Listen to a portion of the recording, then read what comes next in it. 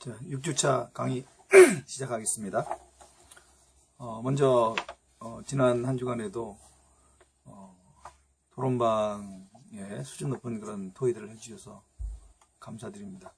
그리고 많은 분들이 제가 그 추가로 드린 과제들 비디오를 보고 반응을 적는 것과 그 문화를 넘어서 절대적으로 우리가 준수해야 될 하나님의 계명에 대해서도 답변을 잘 해주셔서 감사드립니다. 우리 지난주 토의 질문에서 한 가지만 제가 좀 추가를 하고 오늘 강의를 들어갈까 합니다. 이 일부 다처제가 죄의 문제인가? 이 질문은 여러분 굉장히 다양하게 토론을 잘 해주셨는데요. 사실 제가 이 무엇이 죄인가에 대해서 정의를 안 했기 때문에 토론에 약간 혼란이 있었다고 봅니다. 제가 이제 준 기준은 문화를 넘어서도 양보할 수 없는 그것을 이제 우리가 죄로 정해서 토론을 했는데요. 실제로 성경은 죄라고 하는 단어를 굉장히 다양하게 사용합니다. 신약에도 한 12가지 단어를 썼다 그러고요. 구약에서도 8개의 다른 단어를 써서 이 죄를 정의합니다. 우리가 하나님의 뜻에 벗어난 것을 다 죄라고 한다 그러면 모든 게 다 죄죠. 그러나 지금 저희 성경학에서 지금 쟁점이 되고 있는 저희가 그 죄라고 하는 기준은 문화를 넘어갔음에도 불구하고 절대로 양보할 수 없는 어떤 기준들, 그런 것을 이제 그렇게 저희들이 제가 그것을 정하고 질문을 던진 것입니다. 그래서 여러분들이 혼란이 좀 있었을 것 같은데요. 죄라는 기준을 좀 광의로 기준한다면 일부 다처제는 분명히 죄죠. 하나님의 뜻을 벗어난 거니까. 그러나 문화를 넘어서 절대적으로 이것이 고수되어야 되는가? 거기는 좀 논란이 많이 있을 수 있다고 생각합니다. 우리 토론하면서 이제 이혼 문제도 나왔는데요. 성경에 아주 이혼에 대해서는 아주 하나님이 분명한 말씀을 주셨는데도 불구하고 오늘날 이혼이 다 용인이 되고 또 이혼을 교회에서 죄로 가르치지는 않는 그런 경향입니다. 저는 아직 마음의 결정을 못했습니다. 이게 죄라고 해야 되는지 말아야 되는지. 왜냐하면은 하나님 정하신 것은 나누지 못한다는 측면에서는 이건 하나님 뜻을 위배하는 건 분명합니다. 그러나 동시에 인간의 행복을 위해서 하나님 주신 이 제도가 가정인데요. 만약에 그 가정이라고 하는 그 제도가 불행을 하고 불행을 재생산하는 그런 장이 된다고 했을 때 그것을 이 앞의 명령에 의해서 강요하고 그것을 지속하도록 그렇게 하는 것이 과연 옳은가? 하나님의 그 법이라는 게 나눌 수 없다는 법도 있지만 행복한 가정을 통해서 그 가정을 통해서 아름다운 그런 재생산 그리고 이 세상을 아름답게 하는 그 시발점으로서의 가정인데요. 오히려 이제 가정을 이루면서 그것이 심각하게 깨져가는 그런 상황에서도 앞에 것을 강제적으로 적용할 수 있겠는가? 이런 고민들이 있습니다. 그래서 이혼이 죄냐 아니냐 이런 것들도 사실 굉장히 어려운 문제라고 볼 수 있는 것이죠. 물론 그럼에도 불구하고 여러분 다 얘기하셨지만 음행이라든지 그것은 상황에 관계없이 우리가 주장을 하는 그런 기준이라고 볼 수 있습니다. 물론 예전에 어느 영화에도 나왔지만 에스키모 같은 경우는 문화적으로 귀한 손님이 왔을 때는 자기 아내를 대접하는 그런 문화가 있기는 한데 일반적으로 우리가 생각할 때 음행을 문화에 따라서 용납할 수 있다 이렇게 생각하지 않는 것 같습니다. 그래서 그런 가치들은 있지만 상당히 많은 가치들은 성경의 많은 명령들은 문화를 넘었을 때 그것이 다르게 적용될 수 있는 여지를 두셨다. 그렇게 이제 우리가 토론을 했는데요. 좋은 토론이 됐다고 생각합니다. 답이 있는 것은 아니지만 그것을 통해서 문화를 넘어간다는 것이 무엇인지 많이 고민을 해보는 계기가 됐다고 생각합니다. 오늘은 선교 전략인데요. 선교의 전략적 측면인데 선교를 위해 전략이 반드시 필요한가? 성경은 전략을 갖는 것을 지지하는가? 성경은 이 전략적 접근을 지지한다고 이렇게 봅니다. 성경의 예가 많이 있죠. 모세가 이스라엘 백성을 광야에서 이끌 때 이드로 장인이 와서 전략적인 그런 제안들을 했고, 그것이 이제 이스라엘 백성을 이끌어가는데 상당히 도움이 됐고요. 출애굽 경로를 선택할 때도 출애굽기 13장 17절에 보면 하나님이 백성들의 상태를 고려해서 그 경로를 선택하신 것을 볼 수 있습니다. 전략적인 고려가 있었다는 것이죠. 그리고 가데스 바네아에서 가나안 땅을 정탐한 것도 상당히 전략적인 그런 의미가 있고요. 나중에 여호수아가 가나안을 정복할 때도 소위 디바이드 앤 룰, 가나안 땅의 중심부를 들어가서 둘로 가나안 지역을 나누고 이제 그 한쪽 지역씩 정복해가는 나름대로 그 정복 전략이 있었던 것을 볼 수 있고요. 뭐 그 신약에서 선교를 할 때도 바울이 이제 첫 번째 1차 선교 여행을 구브로로 갔죠. 여러분 아시다시피 구브로는 바나바의 고향이었죠. 그래서 바나바가 가지고 있는 그런 선교 네트워크를 사용해서 사역을 했고, 또 이쪽 소아시아 지역으로 건너가서도 이미 그 바울이 구축해 놓은 상당 네트워크 속에서 그 사역을 한 것이다, 이렇게 그렇게 해석들을 합니다. 그래서 바울이 선교할 때 상당히 전략적인 접근을 했다는 것이 이제 일반적으로 학자들의 견해인데요. 예를 들면은 바울은 그 회당이 있는 지역 중심으로 이 선교 지역을 선정을 했습니다.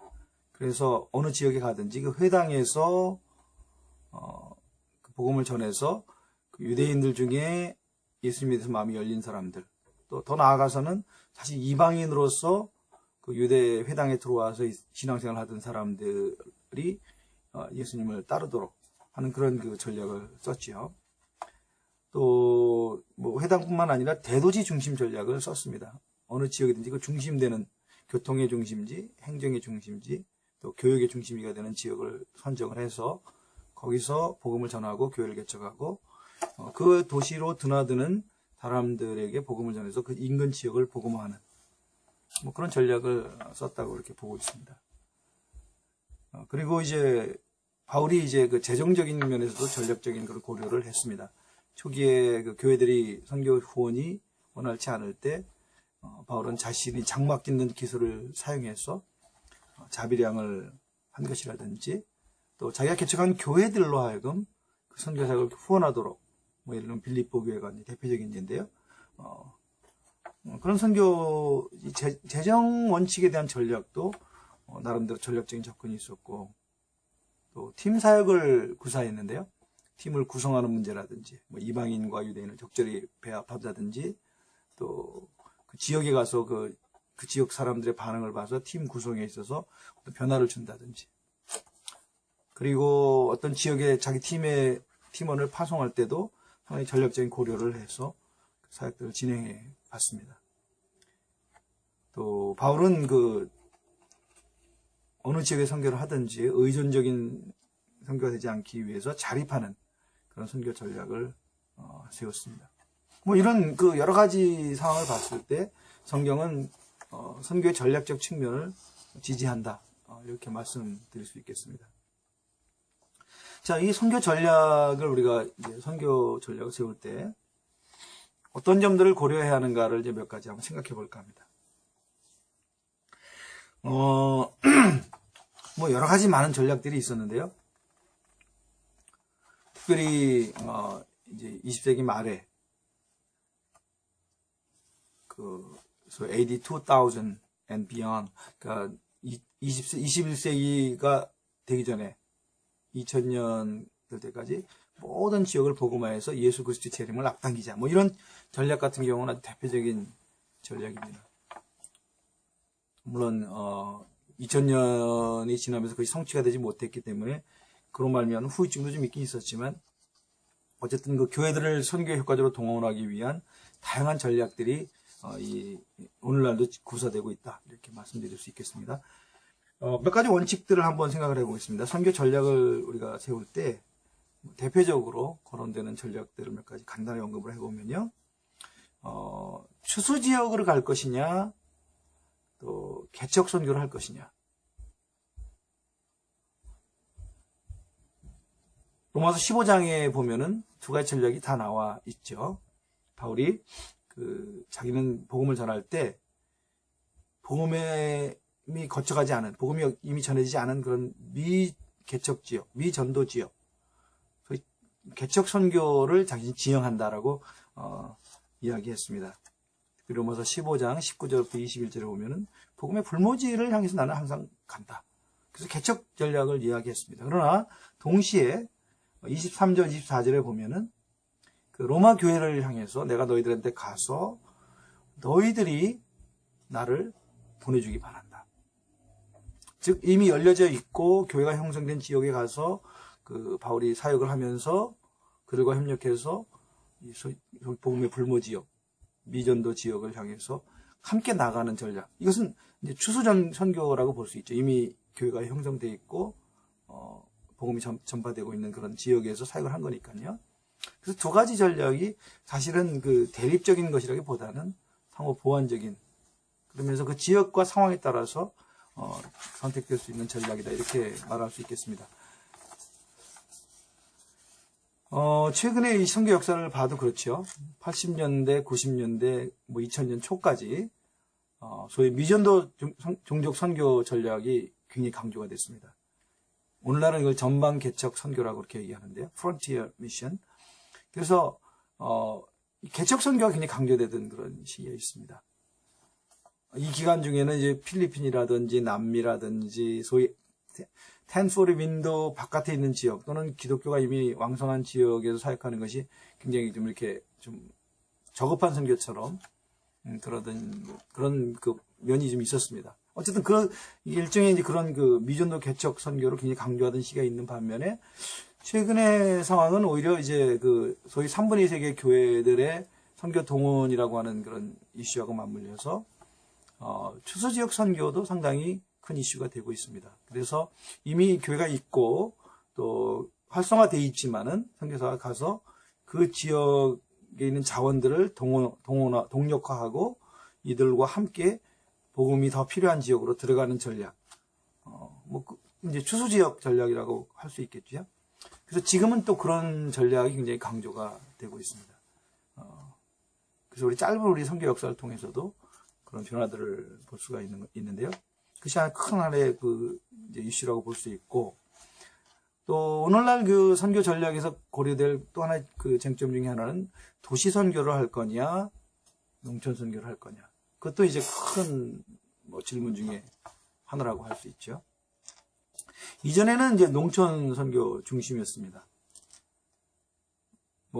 왜냐면 선교 자체가 이미 도시화가 아직 안 돼 있었고, 대부분의 지역이 이제 교회가 없는 지역이 농촌이었고, 또 선교사 자신도 이 서구에서 온 선교사들은 대부분 다 농촌 출신들이었다고 합니다. 그래서 본인들이 익숙한 지역이 또 농촌이었고, 또 선교 패러다임도 문화적으로 소위 크레스텐덤 미션, 문화적으로 우월한 그런 우월성을 가지고 문화적으로 조금 낮은 지역을 향해서 문화의 흐름과 함께 복음이 흘러가는 그런 이제 패러다임이었는데요.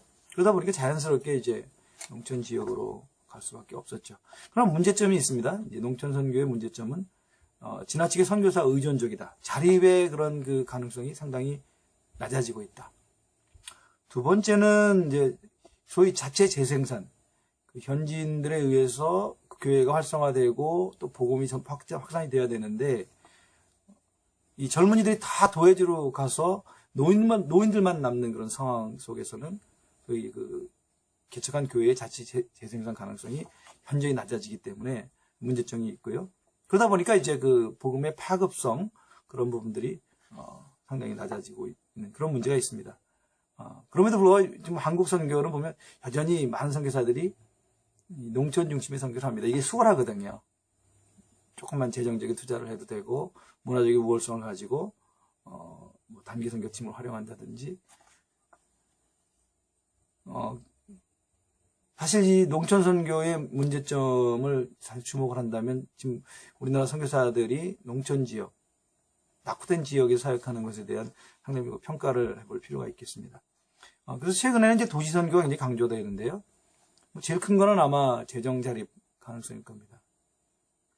태국에서 그 CMNA라고 하는 그 교단이, 선교단체가 이제 그 태국 동북부 가난한 지역에서 거의 뭐 100년 가까이 상당히 오랜 기간 동안, 수십 년 동안 사역을 했습니다. 근데 이제 그 태국이 도시화되면서 70년대 말 CMNA가 아주 큰 결정을 합니다. 그 시골에 굉장히 많은 교회들이 개척되어 있었는데, 그 교회들에게 시야를 주고 몇 년 내에 자립하지 못하면 우리는 떠난다. 그렇게 하고 실제로 떠났습니다. 그리고 방콕이나 대도시에 선교사들을 재배치해서 대도시 내에서 이제 그 교회들을 개척하는 시도를 했는데, 오늘날 사실 CMNA 태국 선교는 상당히 성공적입니다.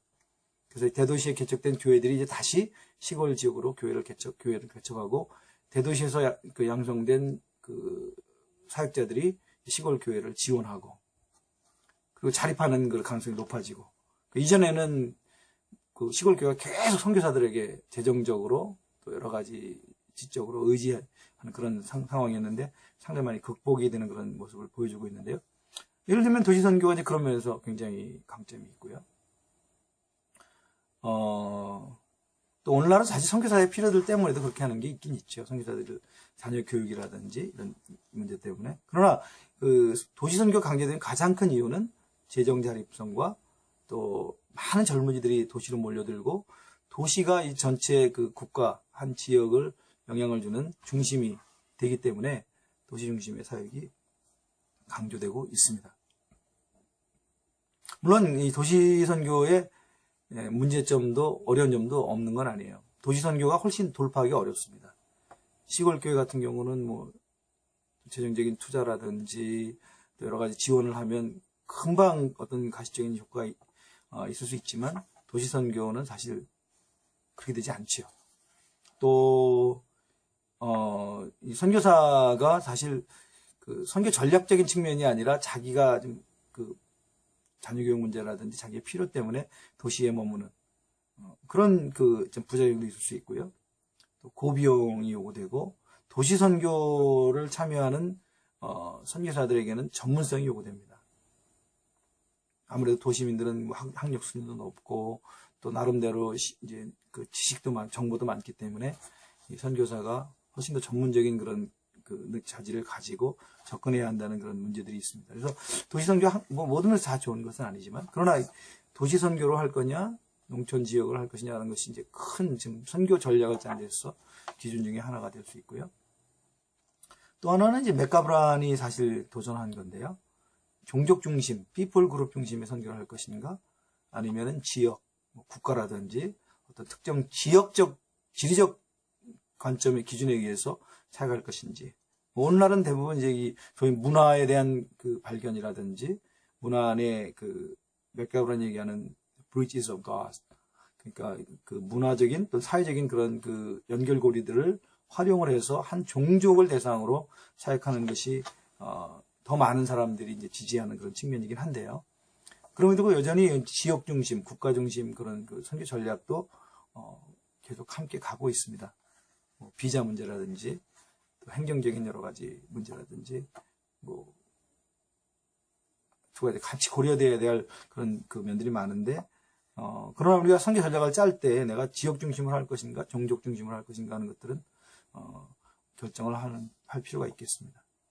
또 교회적 개척 중심으로 선교할 거냐, 아니면은 소위 그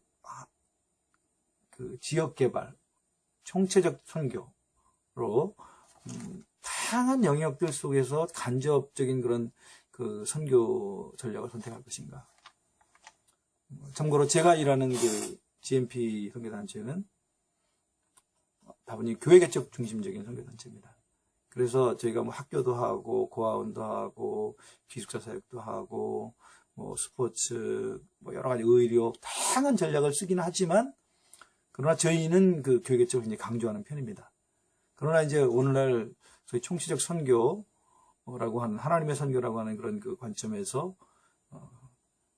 간접 선교적인 그런 측면도 상당히 용납이 되고 있고, 그 선교 전략의 중요한 이슈가 되고 있는 것도 사실입니다. 그리고 이제 커뮤니티라고 그러죠. 지역 분할 정책. 요즘은 많이 지역 분할 정책이 약화되어 있지만, 예전에는 이것이 굉장히 중요했습니다. 어느 지역을 분할해서 서로 자기 역할을 감당하는. 저도 태국에 이제 모슬림 사역에 갔을 때, Frontiers, OMF, 또 침례교단, 그리고 저희가 이제 GMP 이렇게 갔을 때, 이제 그 안에 우리 선교단체들 간에 지역 분할이 어느 정도 서로 이렇게 처음 모여서 이제 그런 논의를 했던 기억이 나는데, 뭐 한국 선교 사람들 대부분은 사실 그런 개념 없죠. 그냥 하나님 부르시면 가서 일하는, 그렇게 하는데, 지역 분할 정책도 중요한 이슈 중에 하나입니다. 토착교회 개척 전략, 특별히 이제 큰 이제 선교 전략에서 중요한 전략이죠. 소위 자립자치자전. 요즘은 자신화까지 스스로 현지인이 주인이 되게 하는 그런 선교 전략. 우리나라에서는 이제 네비우스 선교 전략이라고 했지요. 뭐 네비우스 선교 전략을 간단히 소개하면 이제 1890년, 그러니까 우리나라 개신교 선교사가 들어온 지 한 5, 6년 지났을 때 이제 이분들이 젊은 사람들이 이제 교회 선교를 어떻게 해야 되나 막막하니까 경험이 많은 그 당시 중국에 사역하던 네비우스 선교사를 불러다가 이제 일종의 선교 수련회 같은 걸 짧게 한 것이죠. 그래서 그분의 컨설팅을 받아서 이제 사역을 했는데 그것이 굉장히 한국에서는 성공적이었습니다. 그때 네비우스 강조한 것이 이제 재정적으로 절대로 선교서 의존적으로 되지 않게 하라. 이 굉장히 중요한 소위 자립이죠. 그래서 예를 들면은 성경파는 매서인들이 이제 전도인 사역을 많이 했는데 매서인을 선정할 때는 재정적으로 안정된 사람을 선발해라. 뭐 이런 그 기준. 재정적으로 자립할 수 있도록 하는 것이 굉장히 큰 기준이고 또 가난한 가운데 자립하려고 하는 의지를 주기 위해서는 성경 공부를 강조해야 된다. 그래서 이제 타경회가 많이 열렸죠. 그리고 선교사들 간에 서로 협력해서 지역 분할하고 협력해라. 그 중에 하나는 이제 사역자들의 현지인들을 스포일시키지 말자. 예를 들면은 A라는 지역인 선교사가 그런 사람 현지인이 있었는데 이 사람들이 B라는 지역에 가서 다른 선교사가 사례를 더 주니까 가서 뭐 움직이게 한다든지 그러면 이제 현지 교회가 스포일 되는데 그런 것들을 철저히 방지하고 이제 그 선교사들 간의 협력을 잘했고요. 그다음에 현지인에 의해서 교회가 개척될 수 있도록 한다. 뭐 이런 것들을 이제 우리가 얘기할 수 있겠습니다.